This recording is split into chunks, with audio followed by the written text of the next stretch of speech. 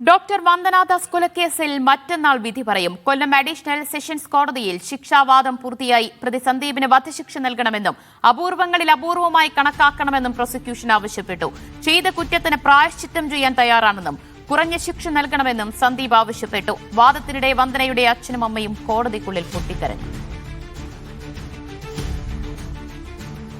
Lijo Rollins വിവരങ്ങൾ നൽകും. ലിജോ, ശിക്ഷാവിധിയിലെ വാദം പൂർത്തിയാക്കി വിധി പറയുന്നത് മറ്റന്നാളത്തേക്ക് മാറ്റിവെക്കുകയായിരുന്നോ? ദിവ്യ, ഏകദേശം 2 മണിക്കൂറോളം നീണ്ടുനിന്നു ഈ ശിക്ഷാവിധിയിന്മേലുള്ള ഒരു വാദം. ആദ്യം സന്ദീപിന് പറയാനുള്ളത് കോടതി കേട്ടു. അതിന് പിന്നാലെ പ്രോസിക്യൂഷൻ കൃത്യമായി കാര്യങ്ങൾ കോടതിയിൽ അവതരിപ്പിക്കുകയും ചെയ്തിട്ടുണ്ട്.